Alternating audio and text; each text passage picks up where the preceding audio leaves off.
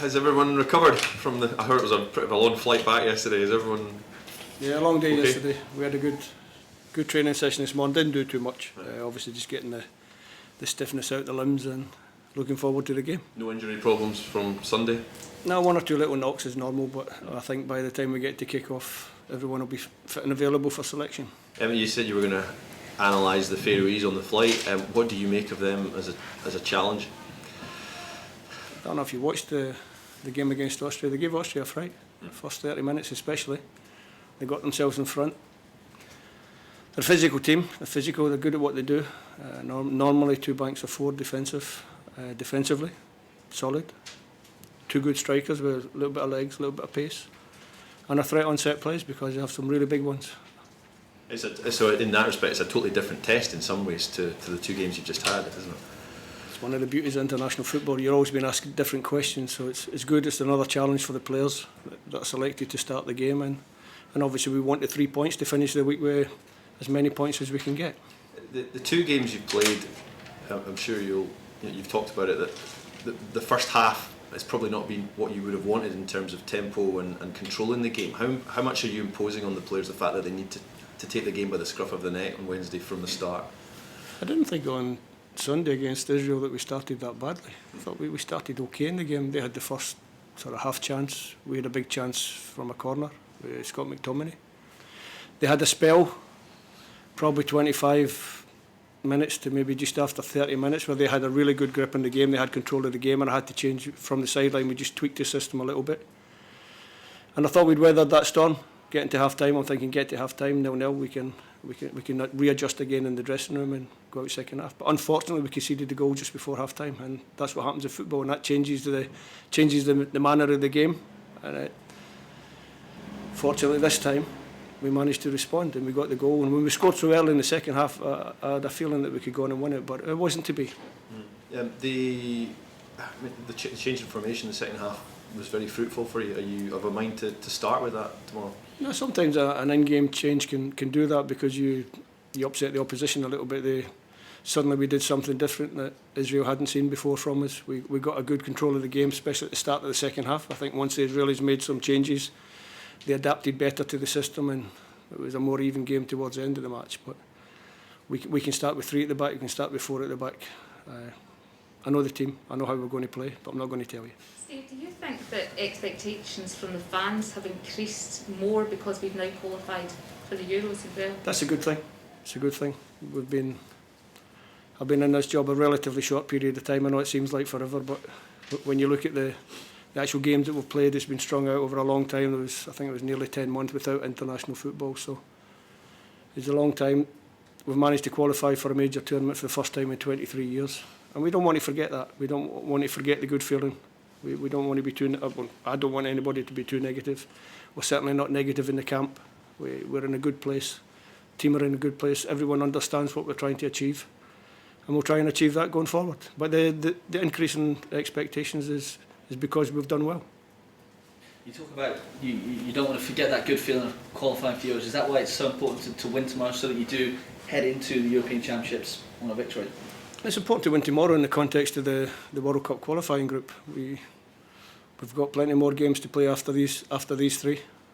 Another 7 in the autumn, 5-month time. So a lot can change in 5 months. So we don't think about the Euros, we focus only on the game tomorrow.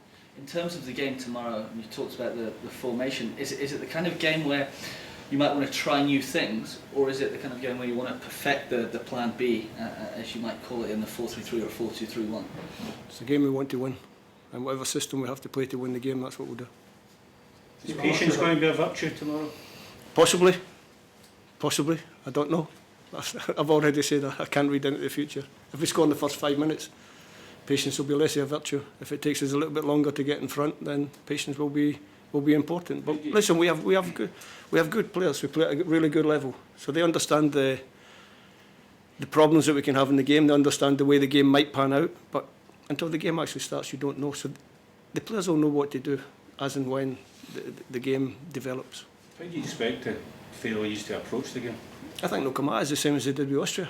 They went at Austria. They put the Austrians under pressure. Put a lot of balls in the box. They've got a long throw. They've got good delivery on set plays, and They got the goal off a set play. They've got a really big centre half who I believe plays in Ireland, and they're a threat. Physically, they're a threat. They're a good team.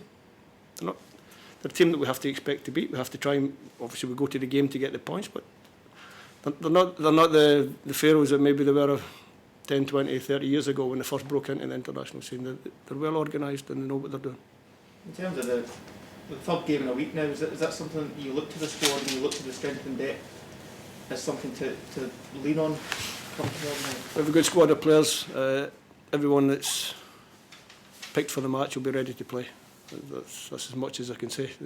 We understand the need to get the 3 points, so maybe a little bit less experimentation or a few less changes than maybe I'd make for a third match, but it'll be a team to win the game.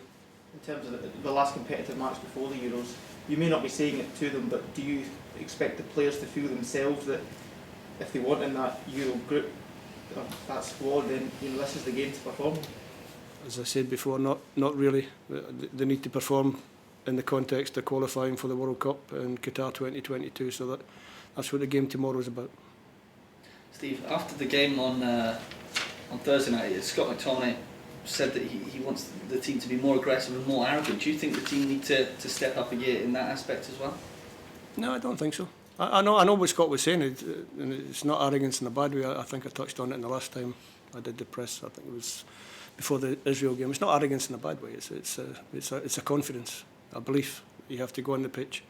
But I think we go to the pitch with that. Sometimes the opposition can upset you a little bit, and then you have to respond. But I don't think there's any lack of belief. I think we can be better. I think we can have a mentality that's better. I think and I say it all the time when I come here, it's a group, a squad of players that are getting more and more international experience. And the more they get, the easier it will become to play in this type of match where you should go to the pitch and dominate the game from start to finish. But it's really difficult to do that at any level of international football. So you have to control your good moments and control your bad moments in the game just the same. I just wanted to quickly ask you as well about friendlies before the European Championships. Are there plans in place to organise one or two of them at the start of June? Yeah, there's plans in place, but as I touched on previous press conferences, as and when, because obviously with the COVID restrictions, it's pointless saying we're going to do this and then everything changes. So as and when, we'll let everybody know what we're going to do. But the plan is to play 2 friendlies before we go to the Euros. So he's playing in a game how hard is this one for a Scotland manager, a match against the Faroes at home where you're expected to win and you feel that you have to deliver a win, maybe even a big one? How difficult is it? Yeah, it's not any more difficult than any other game. I guess I go to every game expecting to win. We go to every game expecting to win. We try to deliver that performance and that victory. So it's no different from any other game. Last couple.